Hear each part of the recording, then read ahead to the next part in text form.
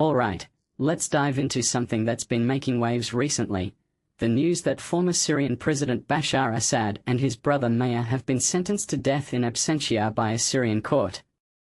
But before we get into the details, let me just say, this story is a perfect example of how history can come back to haunt you, and how the tides of power can turn in the most unexpected ways.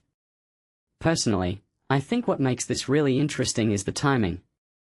It's been 20 months since Assad's regime fell, and yet, here we are, still unraveling the consequences of his actions.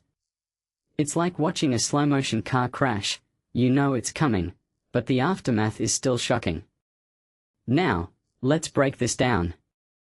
The court's decision to sentence Assad and his brother to death for crimes against humanity and war crimes isn't just a legal move, it's a symbolic one.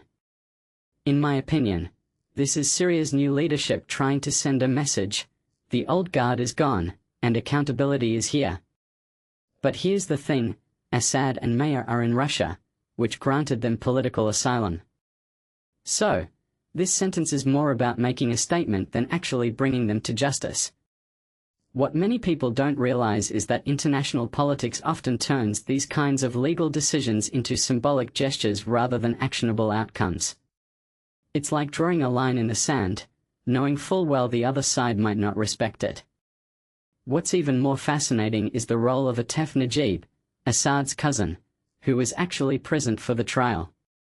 Najib, a former brigadier general, was convicted for his role in the crackdown in Daraa, the very event that sparked the Syrian uprising. Seeing him in a cage, in a prisoner's uniform, is a powerful image. It's a reminder of how quickly fortunes can change. If you take a step back and think about it, this trial is not just about punishing individuals, it's about rewriting the narrative of Syria's past. It's the new regime saying, we are different.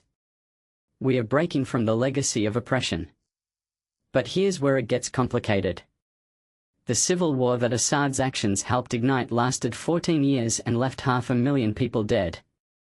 That's not just a number, it's families torn apart, communities destroyed, and a country scarred for generations. Personally, I think this raises a deeper question: can a trial, no matter how symbolic, ever truly heal those wounds? Or is it just a band-aid on a much larger, systemic issue? What this really suggests is that while legal accountability is important, it's only one piece of the puzzle. True reconciliation requires so much more: acknowledgement, reparations, and a genuine commitment to change. Another detail I find fascinating is the role of the 4th Armored Division, commanded by Maher Assad.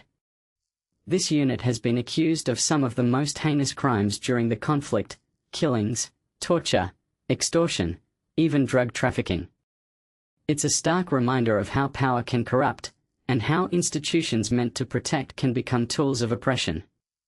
From my perspective, this isn't just about individual guilt, it's about the systemic failures that allowed such atrocities to happen.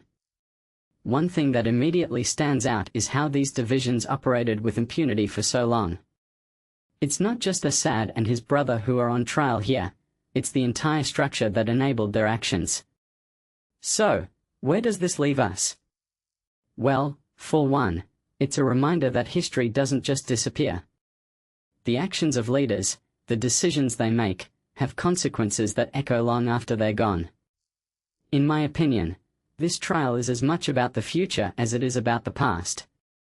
It's about setting a precedent for accountability, not just in Syria, but globally. What makes this really interesting is how it fits into the broader trend of transitional justice, how societies deal with the legacies of authoritarian regimes. It's messy, it's complicated, and it's far from perfect, but it's necessary. As we wrap up, I'm left with a thought-provoking question: can a country truly move forward without confronting its darkest chapters? Personally, I think the answer is no.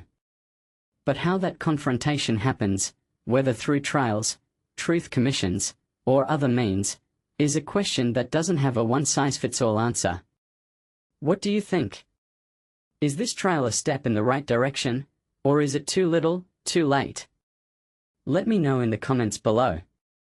Until next time, keep questioning, Keep analyzing, and keep seeking the truth.